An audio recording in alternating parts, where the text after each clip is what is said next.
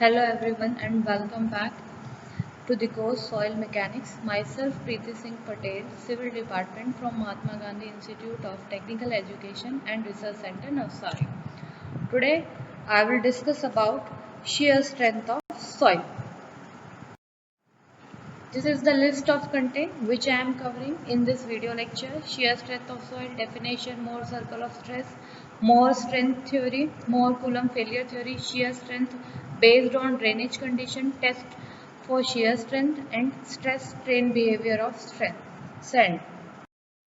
So first of all, what is shear strength of soil? So shear strength is a term used in soil mechanics to describe the magnitude of the soil to the magnitude of the shear stress that the soil can sustain. Soil consists of individual particles that can slide and roll relative to one another. So what is shear strength of soil? The shear strength of soil is maximum resistance to shear stress just before the failure. It develops when the soil is subjected to a direct compression because of external load. So, any material in this world having some limit who carry any kind of load. For example, if I ask you to carry 10 kg or 20 kg weight, you can carry. But if I ask you to carry 100 or 200 kg weight, you cannot carry. So you have some inherent limit. That limit is nothing but a strength. Same thing is applicable for soil.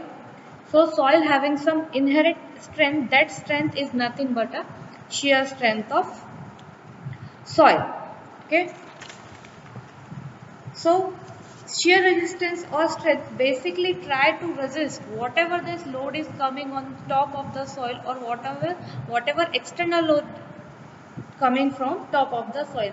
If you consider the foundation, so the foundation having some limit because of soil having some limit to carry load, so you cannot apply the external load. For example, if your foundation carry 20 ton per meter square load, so you cannot apply 30 ton per meter square of load on top of the foundation because of its foundation will be undergoing failure. Similarly for the soil. Okay, the shear resistance of soil is a result of friction and interlocking of particle and possibly cementation or bonding at particle contact. Shear strength in soil depends primarily on interaction between particle.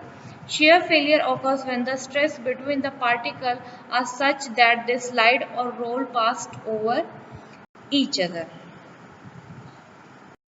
So next definition, the cohesion between the molecule of the same material is called cohesion. Dry sand is cohesionless. Addition of water in the dry induce a little amount of cohesion. Clay soil has a maximum cohesion. The cohesion of the soil depends upon the fineness of the particle, amount of clay and water content of soil. So sand is cohesionless soil and clay is cohesive soil. Effective friction angle is a measure of the shear strength of soil due to friction, and angle of internal friction is a frictional resistance between the soil particle which is directly proportional to the normal stress. Similarly, strength of different material, every material having a different strength, like steel having tensile strength, concrete having compressive strength. Similarly, soil having shear strength. In sand, shear strength from frictional resistance and interlocking of the particle, but in clay, the shear strength due to the adhesion. So next topic, basic concept of shearing resistance and shearing strength. The basic concept of shearing resistance can be made clearly by studying first the basic principle of friction between the solid body. Consider a prismatic block B. In this figure you can see a block which is B resting on the plane M, and as shown in figure, B is subjected to the force which is Pn act at a right angle to the plane Mn, and the force Fa that acts, the normal force Pn remain constant where Fa gradually increases from 0 to value which will produce sliding. If the tangential force Fa is relatively small, block B will remain at a rest and the applied horizontal force will be balanced by an equal and opposite force Fr on the plane of contact. This resisting force is developed as a result of roughness characteristic of the bottom of block B and plane surface M and N. The angle delta formed by the resultant R of the two forces Fr and Pn with the normal to the plane Mn is known as the angle of obliquity. If the applied horizontal force Fa is gradually increased, the resisting force Fr will likewise increase, always being equal in magnitude and opposite in direction to the applied. Block B will start sliding along the plane when the forces Fa reaches a value which will increase the angle of obliquity to a certain maximum value delta. If block B and plane surface are made of the same material, the angle delta M is equal to the phi, which is termed as the angle of friction, and the value tan delta M is termed the coefficient of friction. If block B and plane surface Mn are made of dissimilar material, the angle delta is termed as the angle of this sigma tan phi. These result. More represent these results graphical in circle diagram, which is called Mohr's circle. Normal stress are represented as epsilon and shear stress as ordinates. If the coordinates represented by equation are plotted for all possible values, the locus of the circle is shown in figure. This circle has its center on the axis and cuts its value, and this circle is known as Mohr circle. So in this figure, I already said, you can see the element of soil with the stress in 2D stress system, and the direction of major and minor principal plane is also shown in this figure. Sigma 1 and sigma 3 if are known, so the analytical, it can be shown analytical at any plane, and AB inclined at angle theta to the direction of the major principal plane. So how to draw the Mohr circle? So first to draw the Mohr circle, the normal stress sigma, which is this, is plotted along x-axis and shear at y-axis. For convenience, compressive normal stress are taken as positive. Most of the normal stress acting on the soil are compressive in nature, and the shear stress that produce counterclockwise are also considered positive. Then plot the major and minor principal point. This minor and major principal point. Then circle is constructed with its center, which is sigma 1 plus sigma 3 divided by 2. So it is obvious if this point is sigma 1 and if this point is sigma 3, the center will be sigma 1 plus sigma 3 divided by 2, and circle cuts x-axis at 2 point. If a line is drawn through the point sigma 3, this line, and parallel to the plane AB of figure, the line intersect the Mohr circle, and that point whose coordinate represent normal stress and shear stress on the plane AB and equation are identical. Hence, these equation can use to calculate normal stress and the shear stress on any plane through a point if the principal stress are known. So next, few important basic fact and relationship may be directly proportional from the Mohr circle. The first relationship, the only principal free from shear are the given side of the element, which are the principal plane. The stress on these, the greatest and the smallest normal stress. The maximum or principal shearing stress is equal to the radius of the Mohr circle, and it occurs on a plane inclined at 45 degrees to the principal plane, tau max, by this equation. The normal stress on plane of maximum shear are equal to each other and is equal to half the sum of the principal stress.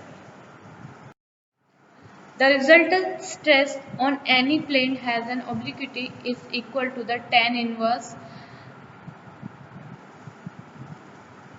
tau theta and sigma theta. When the principal stress are equal to each other, the radius of the Mohr circle becomes 0, which means that the shear stress vanish on plane. Such a point is called an isotropic point, and the maximum angle of obliquity occurs on a plane inclined with respect to the major principal plane. On the plane of principal shear, the obliquity is slightly smaller than beta m. It is plane of maximum obliquity which is most liable to failure and not the plane of maximum shear, since the criteria of slip is limiting obliquity when beta m reaches and equal to the angle of internal friction of soil. Failure will become incipient. Next, Mohr-Coulomb strength theory. The shearing stress may be expressed as a tau, sigma, tan beta or theta on any plane where beta is the angle of obliquity. If the obliquity angle is the maximum or having limiting value, the shearing stress is also its limiting value and it is called the shearing strength. For cohesionless soil, the shear strength may be expressed as theta tan phi, sigma tan phi. If the angle of internal friction phi is assumed to be a constant, the shear strength may be represented by the pair of straight line and inclination of positive phi and minus phi with the sigma axis and passing through the origin of the Mohr circle. A line of this type is called Mohr circle. The Mohr envelope for a cohesionless soil as shown in figure are the straight lines OA and OA dash. If the stress condition at a point are represented by circle 1, this circle 1, that means shear stress on any plane through the point is less than the shearing strength. For example, if soil carry 50 tons per meter square load and the load is applied 10 ton per meter square load, so shear stress in that plane is less than the shearing strength of soil. In the line BC in this figure, the line BCD, BC represent the shear stress on plane. This line represent the shear stress on the plane, and OD and BD represent normal stress which is greater than the shear stress.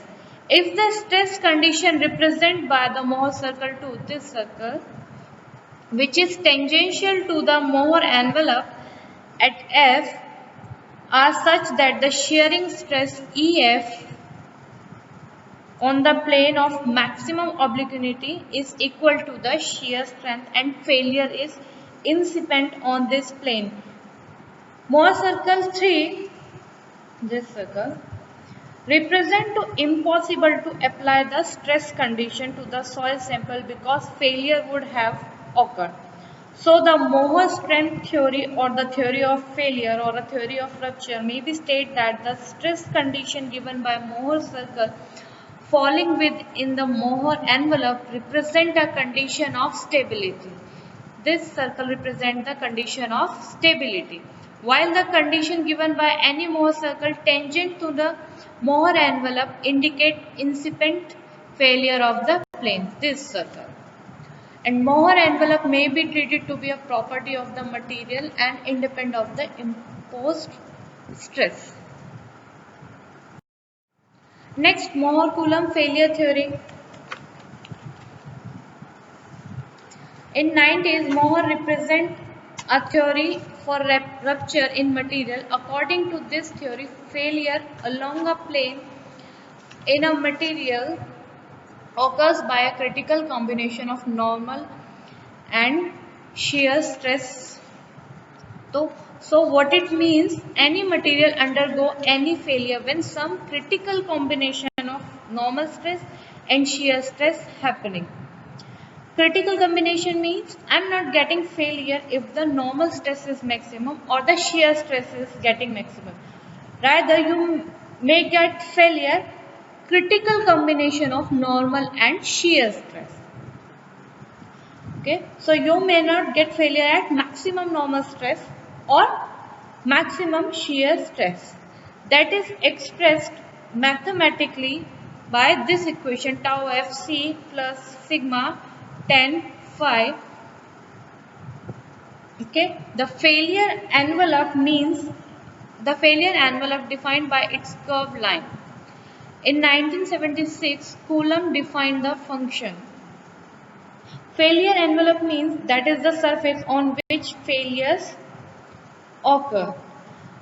Okay. For most soil mechanics problem, it is sufficient to approximate the shear stress on the failure plane as a linear function of the normal stress. In 1976, Coulomb proposed, he said, you can consider linear function or it will not causes any problem to predict the behavior of soil. So if I say a non-linear envelope, it means this type of failure. Or if I say the linear envelope, so this type of failure. So non-linear envelope become linear envelope by choosing Coulomb theory. This equation is called Mohr-Coulomb failure equation, where C is the cohesion and phi is the angle of friction of this. So this is your Mohr-Coulomb failure criteria. There is a graph plot between the shear stress and the normal stress. C is the cohesion, and this is your failure envelope, and the equation for the failure envelope is C plus tau 10 phi, and the phi is angle of friction. So if you are looking at this plot, what you are getting a linear failure envelope. If you touch this line, you get failure, and the equation is this for this straight line. That is nothing but a Mohr-Coulomb failure criteria.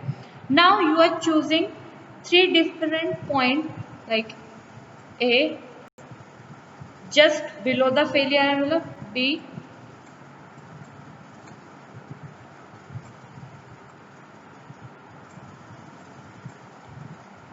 lying at the failure envelope, and C lying above the failure envelope.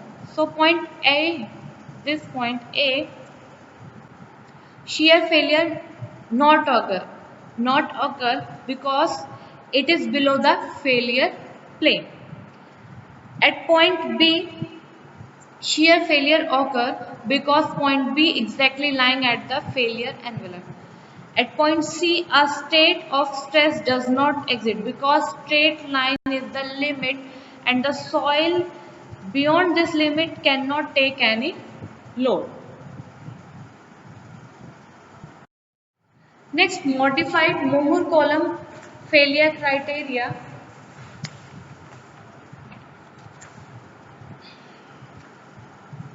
It may be expected that the denser a soil, the greater the shearing strength. It has been learned that the soil deposit become denser under any given pressure after the occurrence of complete consolidation and consequent dissipation of pore water pressure.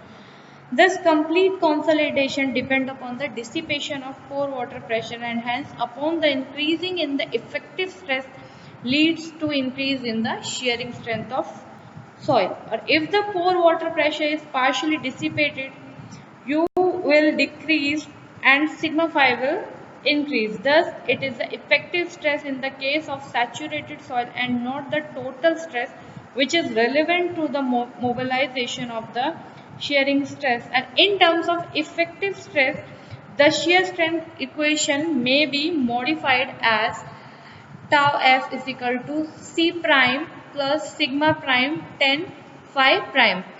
Prime is nothing but a effective. Okay, C is effective cohesion. This failure is a failure envelope. Phi is the effective friction angle. This is the shear strength of shear stress and normal stress. Next, types of soil based on total strength condition. First, cohesionless soil. Cohesionless soil means these soil do not have cohesion, means C is 0. These soil derive the shear strength from the interlinking of the interlocked of particle and internal friction. These soil are also called as frictional soil. For example, sands and gravel. And the equation for this soil is C tan phi. Shear strength equation C sigma tan phi, because C is 0. The graph between the shear stress and the normal stress is like straight linear plot. Purely cohesive soil means internal friction is 0. These are the soil which exhibit cohesion but the angle of shear resistance 0. These soil are called cohesive soil. For example, saturated clay are the cohesive soil. Equation for shear strength for this type of soil is C. S shear strength is C. So the graph is clean. Next, cohesive frictional soil are composite soil having cohesive and the angle of friction.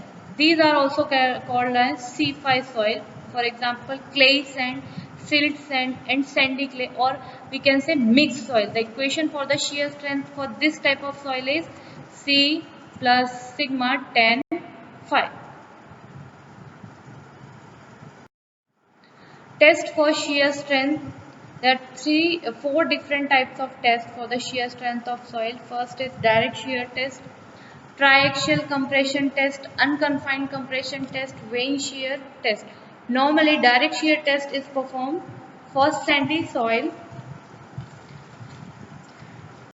Triaxial test performed for both the soil, sandy soil and clay soil, and unconfined compression test is basically performed for clay soil.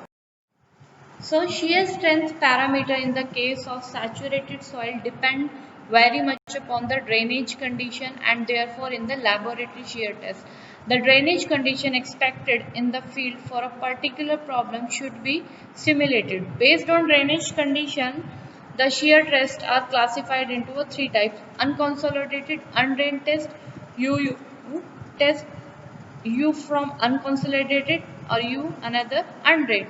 Next, consolidated undrained test, CU, C from consolidated and U from undrained.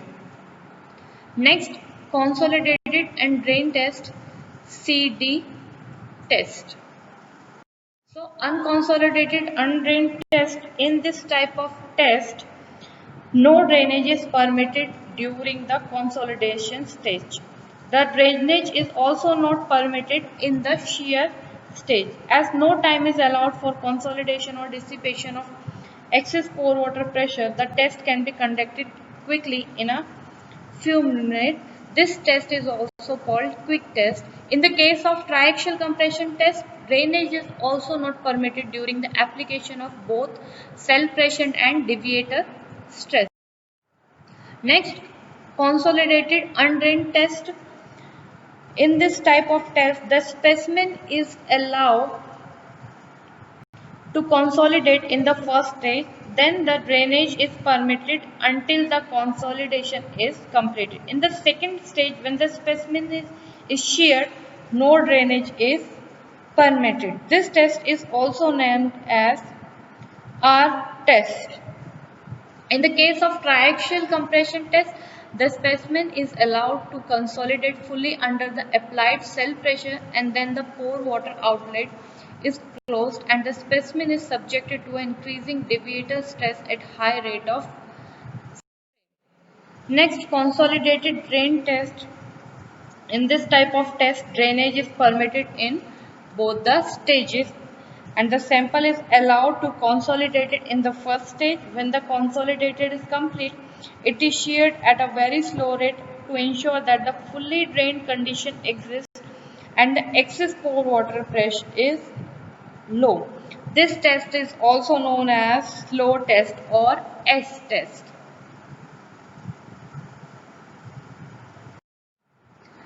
First, direct shear test. The direct shear test is carried out on a soil sample confined in a metal box of square cross section which is split horizontally at mid-height. A small clearance is maintained between the two halves of the box. The soil is sheared along a predetermined plane by moving the top half of the box relative to the bottom half, and the box is usually square in plane of the size is 660 mm, and typical shear box in this figure. In this figure you can see the direct shear test setup. There is a required probing ring, soil sample, then applied normal load, porous stone, loading pad, upper half, lower half, rollers. So this is the setup for direct shear test. So if the soil sample is fully or partially saturated, perforated metal plates and porous stone are placed below and above the sample to allow free drainage. If the sample is dry, solid metal plates are used. A load normal to the plane of shearing can be applied to the soil sample through the lid of the box.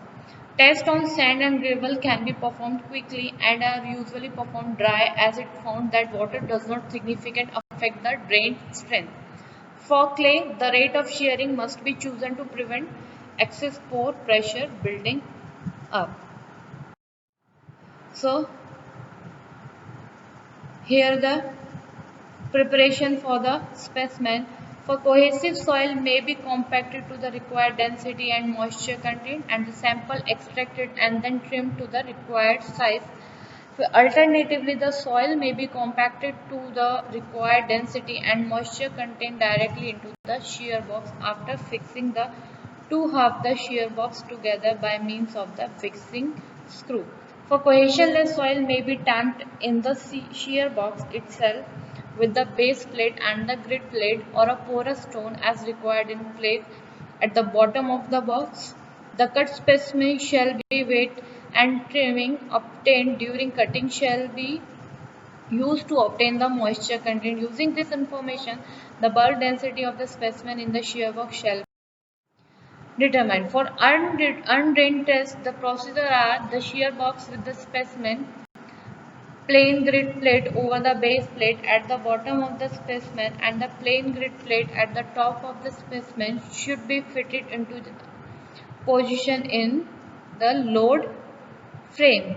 The grooves of the grid plate should be right angles to the direction of shear, and the loading pad should be placed on the top grid plate, and the required normal stress should be applied, and the rate of longitudinal displacement adjusted that no drainage can occur in the sample during test. The upper part of the shear box should be raised such that a gap of about 1 mm is left between the two parts of the box, and the test may now be conducted by applying horizontal shear load to a failure 20% longitudinal displacement whichever occur first, and the shear load reading indicated by the proving ring assembly, and the corresponding longitudinal displacement should be noted at regular. Then the advantage of direct shear test. This test is very simple and easy to prepare. As the thickness of the sample is small, the drainage is quick and the pore pressure dissipates very rapidly.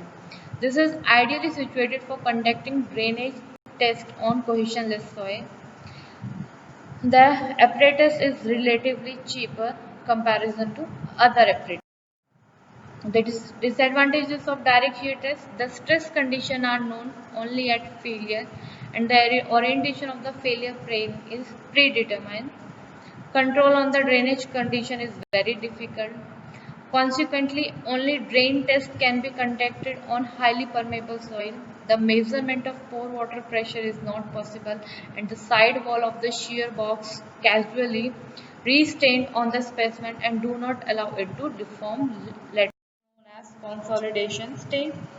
In the second stage of the test, called the shearing stage, an additional axial stress known as the deviator stress is applied on the top of the specimen through a ram. The total stress in the axial direction of the timing of shearing is equal. It may be noted that where the axial stress is increased, the shear stress developed on inclined plane due to a compressive stress on the top. Here are the procedure for the triaxial compression test. The sample is placed in the compression machine and pressure plate is placed on the top. The cell must be properly set up and uniformly clamped down to prevent leakage of pressure during the test, and making sure first that the sample is properly sealed, then with its end caps and ring in position and the sealing rings for the cell are also correctly. Then the sample is set up, water is admitted and the cell is filled until water escapes from the bleed wall, and the air pressure in the reservoir is then increased to raise the hydrostatic pressure in the required amount.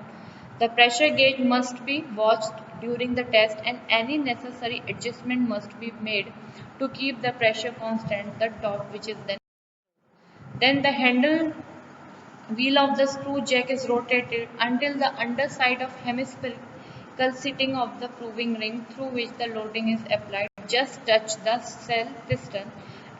Then the piston is moved down mechanically until it is just in touch with the pressure plate on the top of the sample, and the proving ring seating is again brought into contact for the beginning of the test. Here are the some correction for the determination of axial stress and deviator stress. So, in consolidated drained and consolidated undrained test, the consolidation of the specimen takes place during the first stage. As the volume of the specimen decreases, its post-consolidation dimension are different from the initial dimension. The post-consolidation dimension can be A naught, H naught, and delta A, delta H, and delta V, where L is H is length or height, V is volume, and D is the diameter. And then the corrected area is find out by this equation: V naught plus delta V, H naught plus delta. But for axial compression, delta H is known to be negative, but for and this is solved by this equation for an undrained test. Once the corrected area is determined, the additional axial stress on the deviator stress is obtained by this equation: axial load divided by corrected area. The cell pressure or the confining pressure itself being the minor principal stress, and sigma 3, this is a constant for one test. However, the major principal stress sigma 1 goes on increasing until failure. This is the relationship between the principal stress and cohesion. This equation can be used for principal stress at failure. This state of stress is defined as plastic equilibrium condition when failure is imminent, and the equation is sigma 1 is equal to sigma 3 10 square alpha plus 2c 10 alpha, and this equation is also written as n phi 10 square alpha, and 10 square alpha is 45 degree plus phi divided by 2. Advantages of triaxial compression test: the shear test under all the three drainage conditions can be performed without complete control. Pore pressure and volumetric changes can be measured directly. The stress distribution on the failure plane is uniform. The specimen is free on the weakest plane. The test is suitable for accurate research work. Disadvantage: in case of drain test, the tests take longer period as compared with that in a direct shear test. The apparatus is bulky, costly and elaborate. It is possible to determine the cross-section area of the soil sample accurately at large stream. The consolidation of the soil sample in the test is isotropic, whereas in the field the consolidation is generally anisotropic. Unconfined compression test. Unconfined compression test, also known as unaxial compression test, is a special case of triaxial test.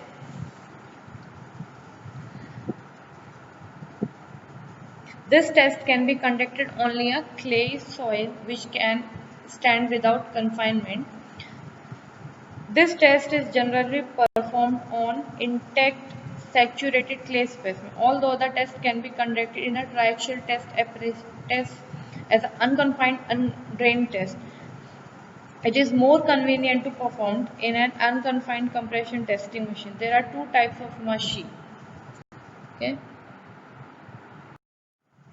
This is the setup for unconfined compression test. Preparation of test specimen: undisturbed and disturbed. Undisturbed cylindrical specimen may be cut from the bigger undisturbed sample obtained from the field. And disturbed remolded sample may be prepared by compacting the soil at desired water content and dry density in a bigger molder and then cutting by the sampling tube. Alternatively, remolded specimen may be prepared directly in the split mold, and there is the procedure. First measure the initial length and diameter of the specimen, then put the specimen on the top plate of the loading device, adjust the upper plate to make contact with the specimen and set the dial gauge to 0. Then compress the specimen until cracks have definitely developed on the stress strain curve. Then sketch the failure pattern, measure the angle between the cracks and the horizontal if possible, and if the specimen is homogeneous. Advantages of unconfined compression test: the test is quick, simple and convenient. The test is ideally for measuring unconsolidated, untrained shear strength for saturated clay. The sensitivity of the soil may be easily determined by the conducting the test on undisturbed sample and then on the remolded sample.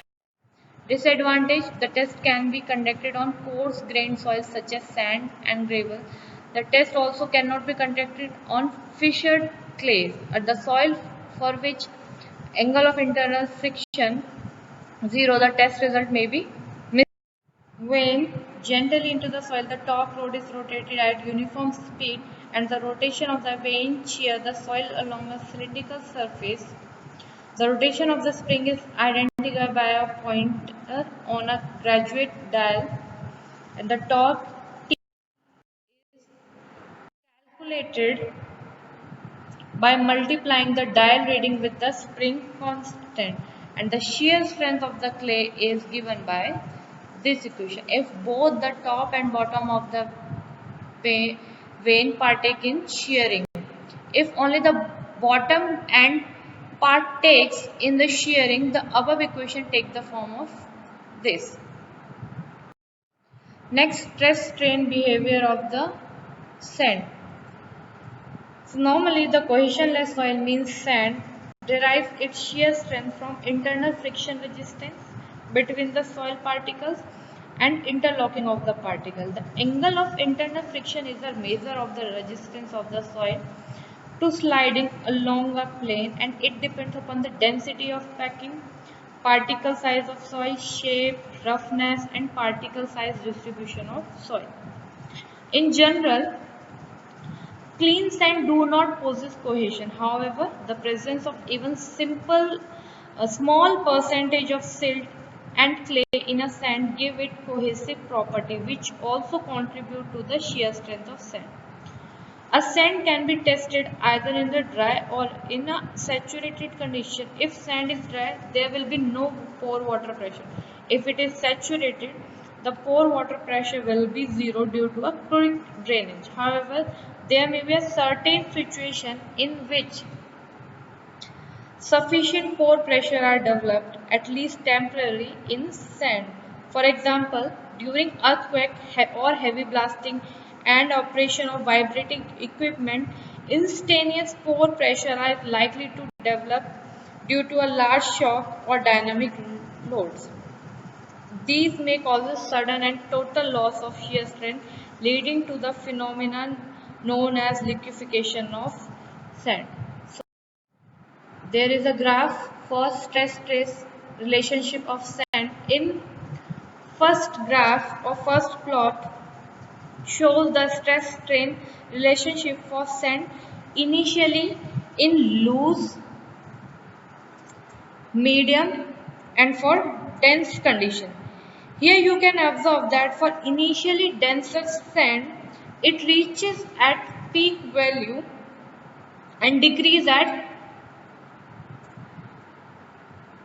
greater value of strain, while for initial loose sand the stress built up gradually. Here you can see in this graph.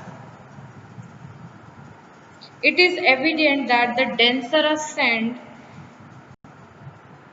the strong it is, and the hatched portion, this portion, represent the additional strength due to the phenomena of interlocking in the case of dense sand. In figure B, gives the volumetric change characteristic of sand. Here you can see a initially dense sand tends to increase in volume and become loose with increasing of strain, while in initially loose soil sand tends to decrease in volume and become dense. This may be due to the arrangement of the particle during shear. In figure C, shows the change in pore water pressure during unrate shear, which is rather not very common to a high permeability of sand. Positive pore water pressure develop in the case of initial loose sand and negative pore pressure develop in the case of initial dense. Okay. The volume change characteristic of sand is another intersecting feature. An initially dense specimen tends to increase in volume and become loose with increasing value of change. The changes in pore water pressure during the undrained shear, which is rather not very common, already seen in figure C. Positive pore pressure develop in the case of initially loose specimen and negative pore pressure develop in the case of initially dense. Thank you for listening.